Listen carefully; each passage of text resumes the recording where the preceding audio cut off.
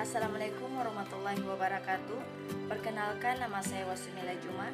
Saya di sini sebagai ketua kelompok. Di sini kami akan mempresentasikan hasil kerja kelompok kami secara virtual mengenai persepsi dan pengambilan keputusan individual. Untuk tidak membuang-buang waktu lagi, saya akan mempersilahkan teman saya untuk mempresentasikan hasil kerja kelompok kami. Terima kasih. Persepsi adalah proses yang ditempuh individu untuk mengorganisasikan dan menafsirkan kesan-kesan indera mereka agar memberikan makna bagi lingkungan mereka. Faktor yang mempengaruhi persepsi antara lain pelaku persepsi, yaitu karakteristik pelaku atau individu yang mempengaruhi persepsi. Yang berikut, target atau objek, yaitu karakteristik dari objek akan mempengaruhi persepsi. Yang berikut, situasi akan menarik perhatian kita untuk memperhatikan objek agar memberikan persepsi. Persepsi terdiri atas 3 faktor. Yang pertama, faktor situasi. Yang kedua, faktor pada penilai. Dan yang ketiga, faktor pada target. Oke, saya akan menjelaskan tentang teori atribusi. Menurut Fritz Heider, pencetus teori atribusi merupakan teori yang menjelaskan tentang perilaku seseorang yang akan ditentukan apakah dari internal, misalnya sifat, sikap, dan karakter, ataupun dari eksternal, misalnya tekanan situasi atau keadaan tertentu yang akan memberikan pengaruh terhadap perilaku individu. Maka dapat dikatakan bahwa hanya melihat atau memprediksi perilaku seseorang, maka akan diketahui sikap atau karakteristik orang tersebut dalam menghadapi situasi tertentu, yaitu perbedaan, merujuk kepada apakah individu memperlihatkan perilaku yang berlainan dalam situasi yang berlainan. Konsensus, jika semua orang menghadapi situasi yang serupa akan bereaksi dengan cara yang sama. Konsistensi, apakah individu memberi reaksi dengan cara yang sama dari waktu ke waktu. Terima kasih. Faktor-faktor teori atribusi. Pada dasarnya teori ini menyarankan bahwa jika seseorang mengamati perilaku seseorang individu, orang tersebut berusaha menentukan apakah itu disebabkan oleh faktor internal atau eksternal yang tergantung pada 3, yaitu keputusan, konsensus, dan konsistensi. Teknik-teknik dalam menilai objek ada 5. Yang pertama, persepsi relatif dan halo yang dilakukan dan memperbaiki dengan tentang persepsi dalam organisasi.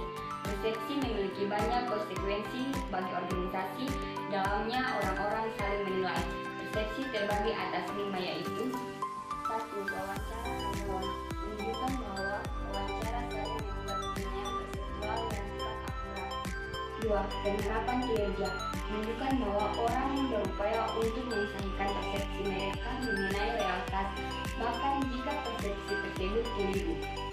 Evaluasi kinerja, penilaian kinerja seorang karyawan sangat tergantung pada proses perseptual. 4. Upaya karyawan, dalam banyak organisasi, tingkat upaya seorang karyawan dinilai sangat penting, jadi bukan hanya kinerja saja. 5. Kesetiaan karyawan, pertimbangan lain yang sering dilakukan manajer terhadap karyawan adalah apakah karyawan tersebut setia kepada organisasi atau tidak. Selanjutnya yaitu hubungan persepsi dan pengambilan keputusan. Untuk memaksimalkan atau mengoptimalkan outcome, pengambilan keputusan seharusnya berdasarkan keputusan secara rasional, rujukan pilihan yang konsisten, dan memaksimalkan nilai. Kemudian pengambilan keputusan rasional adalah pengambilan keputusan yang menggambarkan perilaku individu dalam memaksimalkan nilai. Untuk itu perlu ditingkatkan kreativitas dalam pengambilan keputusan. Dalam pengambilan keputusan. Yang pertama, dia terlalu percaya diri, kecenderungan terlalu percaya diri pada keputusan sendiri. 3. Yang kedua, bias jangka, kecenderungan berperilaku tidak pada informasi awal dan tidak sesuai dengan informasi selanjutnya. Yang ketiga, bias konfirmasi, kecenderungan menguatkan pendapat lampau dan menentang.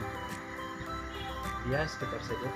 Yang keempat, bias ketersediaan, kecenderungan melandaskan keputusan pada informasi yang didapatkan dan ditemui. Yang kelima, eskalasi komitmen, kecenderungan terpaku pada keputusan yang dibuat bahkan itu salah. Yang keenam, kesalahan acak, kecenderungan mengaitkan hal-hal acak menjadi tahayul. Yang ketujuh, aversi risiko.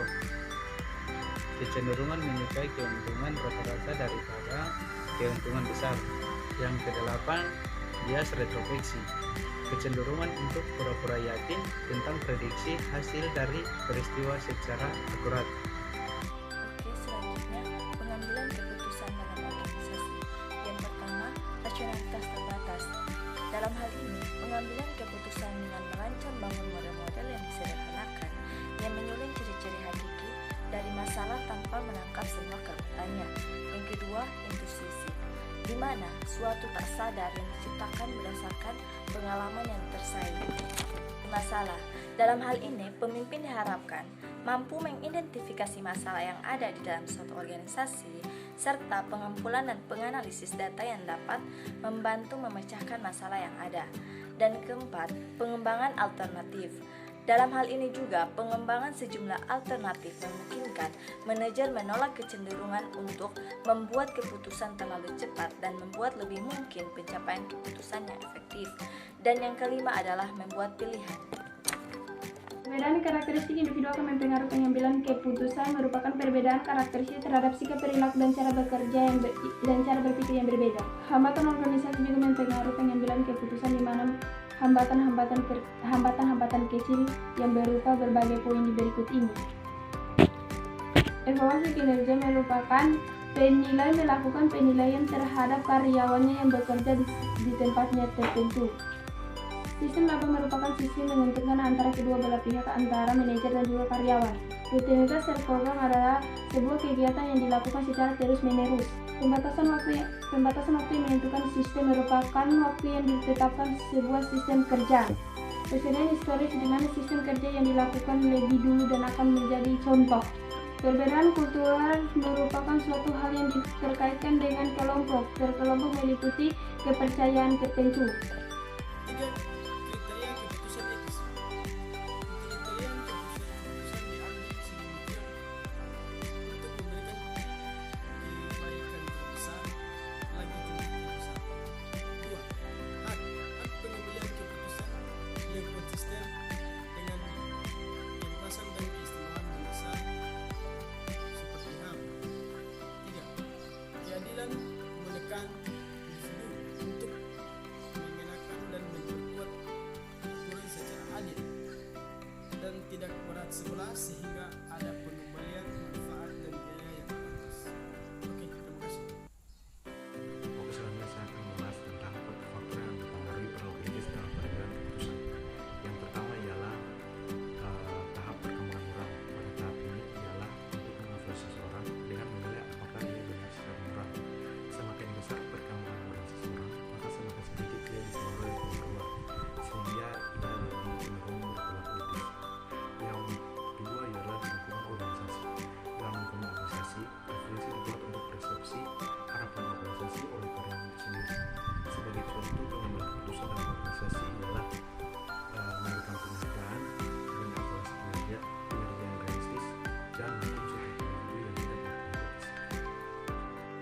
Locus of control atau tempat kedudukan kendali merupakan karakteristik atau kepribadian yang mengukur sampai di mana seseorang dalam menyikapi atau bertanggung jawab terhadap perilaku kehidupan mereka sendiri. Locus of control terbagi menjadi dua, yaitu internal dan eksternal. Locus internal lebih mengandalkan hal-hal yang bersifat internal terkait dengan baik dan buruk perilaku mereka sendiri, sedangkan locus eksternal lebih mendominasi terkait dengan hal-hal yang bersifat eksternal atau dari luar. Jadi kemungkinan besar mereka lebih locus eksternal ini lebih berpengaruh dengan hal-hal yang bersifat eksternal. Mungkin itu saja hasil kerja kelompok kami. Bila ada salah kami mohon maaf. Billahi taufiq wal hidayah. Wassalamualaikum warahmatullahi wabarakatuh. Terima kasih.